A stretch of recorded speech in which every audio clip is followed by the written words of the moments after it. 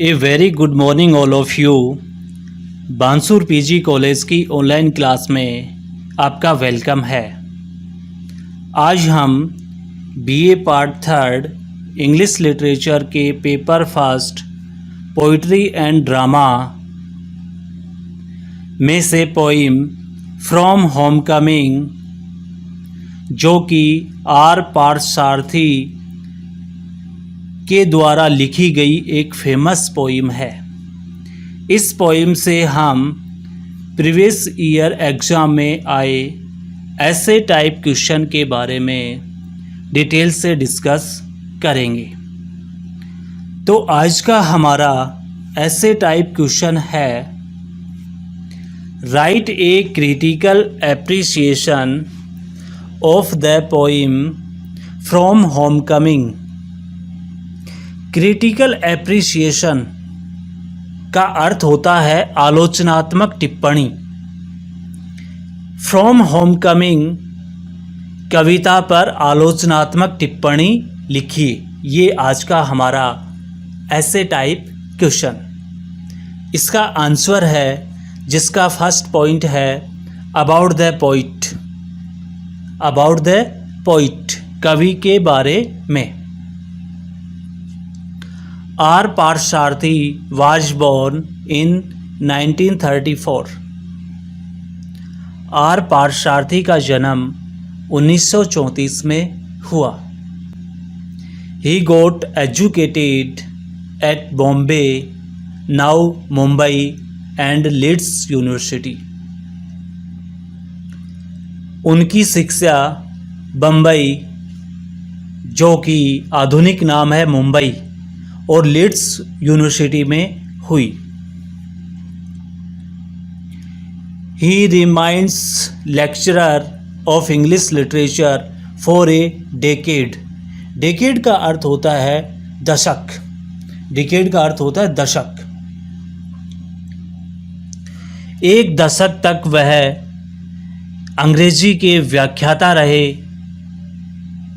His poems were published in many prestigious journals like Encounter, London Magazine, Quest, Poetry India, The Times Literary Supplements, etc. His poems were published in many prestigious journals। Prestigious का अर्थ होता है प्रसिद्ध। Prestigious का अर्थ होता है प्रसिद्ध या जानी मानी। ऑर्नेल्स का अर्थ होता है पत्रिकाएं, like Encounter, London magazine, Quest, Poetry India, the Times literary supplements, etcetera.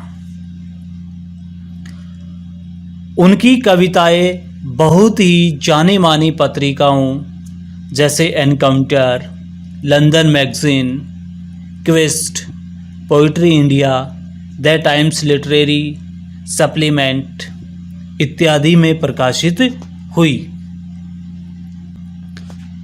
His poem rough passage has 3 parts, exile, trial and homecoming. उनकी पोइम रफ पैसेज के 3 भाग हैं, 3 पार्ट्स हैं। फर्स्ट है एक्साइल, सेकंड है ट्रायल एंड थर्ड है Homecoming. It explores returning to one's home.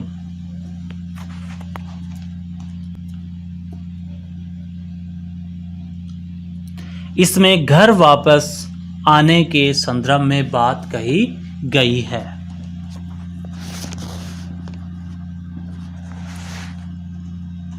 Rough Passage is a sort of overture made to start a dialogue between the poet and his Tamil past। Past का मतलब होता है भूतकाल। यह एक प्रकार का वार्तालाप है। डायलॉग क्या होता है? Between the poet and his Tamil past. यह एक प्रकार का वार्तालाप कवि और उसके पूर्व के तमिल जीवन के बीच में स्थापित करता है।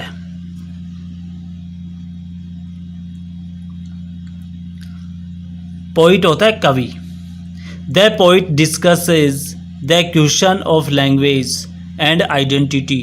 आइडेंटिटी का मतलब होता है पहचान। लैंग्वेज का अर्थ होता है भाषा। कवि भाषा और अस्तित्व का प्रश्न पूछता है। And the inner conflict the results from growing up in two cultures. Cultures का मतलब होते हैं सभ्यताएं, संस्कृति।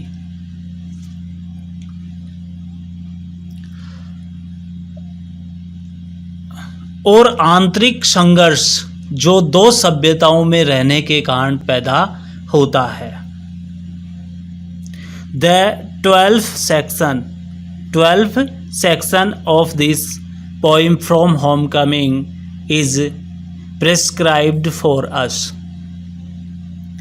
Prescribed का मतलब होता है प्रस्तुत करना। Prescribed का अर्थ क्या होता है? प्रस्तुत करना। इसका 12वां अध्याय फ्रॉम होमकमिंग हमारे लिए प्रस्तुत किया गया है। इसका सेकंड पॉइंट है समरी ऑफ द पोइम, कविता का सारांश। समरी का अर्थ होता है सारांश। The poem from Homecoming is about a teacher critic who fails to write even a single line himself. कविता फ्रॉम होमकमिंग अध्यापक और क्रिटिक होता है आलोचक। कविता फ्रॉम होमकमिंग अध्यापक और आलोचक के संदर्भ में है, जो खुद कविता की एक भी पंक्ति लिखने में असक्षम है। Later after marriage he had to find source of income for himself and his family. विवाह के पश्चात उसे आय का स्रोत ढूंढना होता है खुद और अपने परिवार के लिए। For that he went to wrong gods. इसके लिए वह गलत भगवान के पास जाता है। रॉन्ग गॉड का मतलब होता है गलत भगवान। He started writing reviews of the others and got invited to attend conferences of other poets which he attends. इसके लिए वह दूसरे कवियों की आलोचना लिखना शुरू करता है और दूसरे कवियों के सम्मेलनों में आमंत्रित किया जाता है। कॉन्फ्रेंस का मतलब होता है सम्मेलन। Without having talent, words came to him easily and effortlessly. Effortlessly का अर्थ होता है बिना प्रयत्न के ही।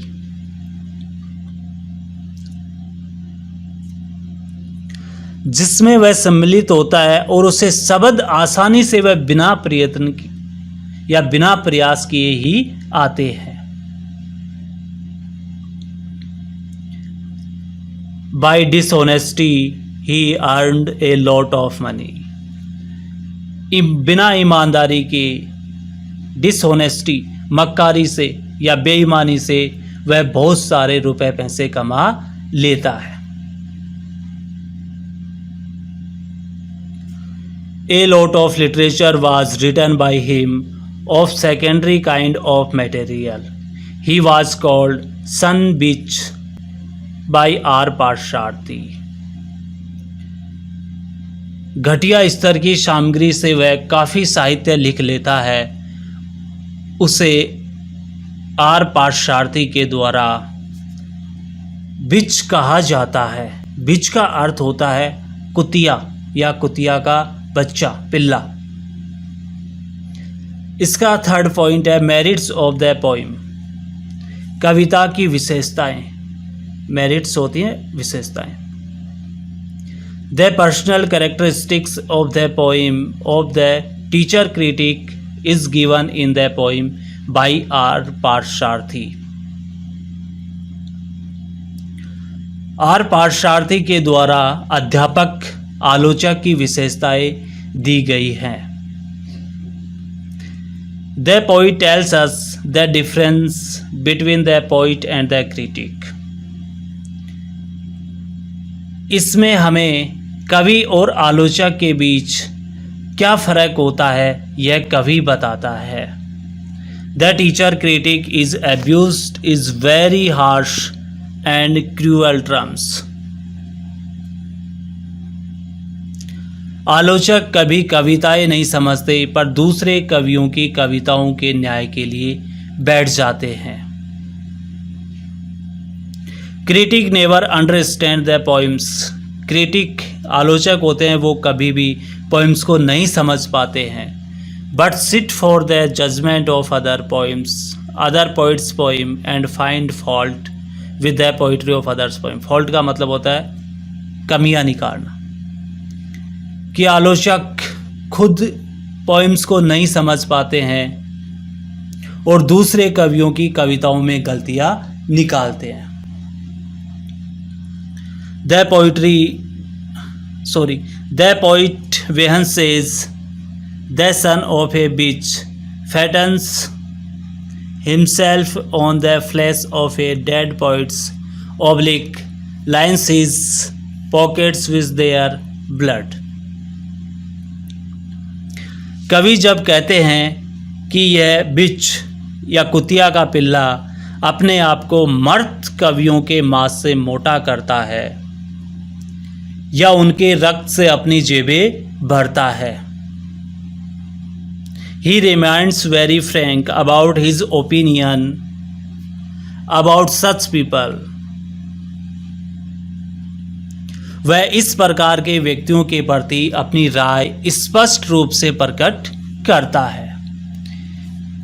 He voices the opinion of poet Bhartrhari in this poem। Poet Bhartrihari.